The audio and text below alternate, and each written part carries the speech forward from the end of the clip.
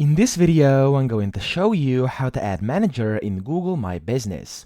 So the first thing you want to do is go to Google and type in Google My Business. From here, where it says you manage this business profile, you want to click on View Profile down here, this blue button. Once you click on that, over here a few buttons will pop up, and what you should do from here is click on those three dots on the right over here and click on Business Profile Settings. From here, the first option should say People and Access, Add, Edit, or Remove People's Access. Click on that, and from here you want to click on Add.